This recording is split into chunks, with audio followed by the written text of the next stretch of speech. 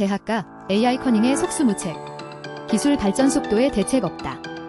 인공지능 클래스가 시험 부정행위 수단으로 새롭게 등장한 가운데 교육계가 뚜렷한 대응책을 내놓지 못하고 있어요.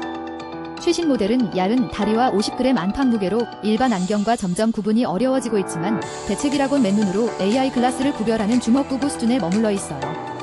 이일 연합뉴스 취재를 종합하면 최근 교육부는 시도교육청에 AI 클래스를 반입 금지 물품에 포함하고 부자연스러운 행동을 주의 깊게 살피라는 공문을 보냈어요. 지난 5월 전기산업기사 소방설비기사 시험에서 AI 클래스 착용 응시자 3명이 적발된 것을 시작으로 토익 정기시험에서도 응시자 2명이 연달아 적발되면서요. 그러나 올해 하반기 대학 수학능력 시험, 수시 논술 전형 등을 줄줄이 앞둔 대학가의 부정행위 방지 대책은 여전히 미흡한 실정이에요. 특히 교내 부정행위는 사각지대에 놓였어요. 수능 등과 달리 교내 커닝은 형사처벌 대상이 아니라 대학이 손을 놓은 채 소극적으로 대응한다는 지적도 있어요. 지난해 생성형 AI를 이용한 부정행위 사례로 대학가가 잇따라 홍역을 치르고도 부정행위 대응이 AI 기술 발전 속도를 따라가지 못하는 것이에요. 서울대 관계자는 연합뉴스에 교내 스마트 글라스 활용 부정행위 대응에 대해서는 아직 논의된 바가 없는 것으로 안다고 설명했어요. 고려대와 이화여대, 성균관대 등은 아직 별도의 지침은 없지만 대응을 논의 중이라고 밝혔어요. 교내 지침을 마련한 곳도 실효성의 한계가 뚜렷하다는 평가가 나와요. 중앙대의대는 지난해 9월 제정한 학생평가 지침에서 일찌감치 AI 안경의 시험장 반입을 금지했어요.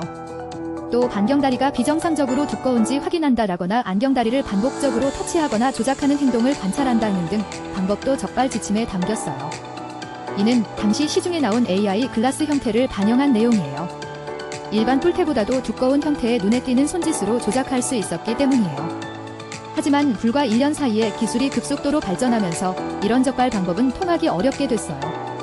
지난달 22일 공개된 삼성의 AI 글라스만 봐도 디스플레이가 없는 음성 모델로 얇은 다리와 50g에 불과한 무게로 일반 뿔테 안경과 구분이 어려워졌어요.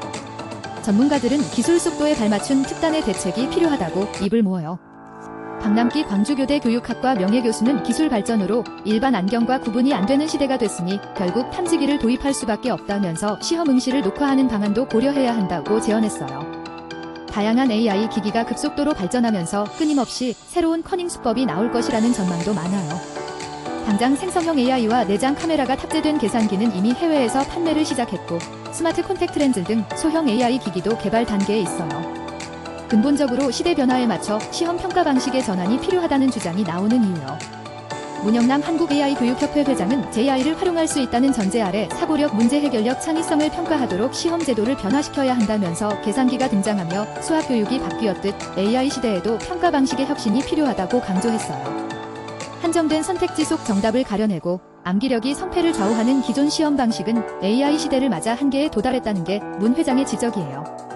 박남기 명예교수도 단순히 AI를 활용 못하게 하는 지침으로는 결국 얼마든지 시험 부정행위를 이어갈 수 있을 것이라고 짚었어요. 그러면서 과제 해결의 모든 과정을 정리해 제출하게 하고 연구 노트를 제작해 첨부하게 하는 등 AI를 쓰더라도 스스로 생각할 기회를 제공하는 방식으로 평가의 패러다임을 바꿔야 한다고 제언했어요.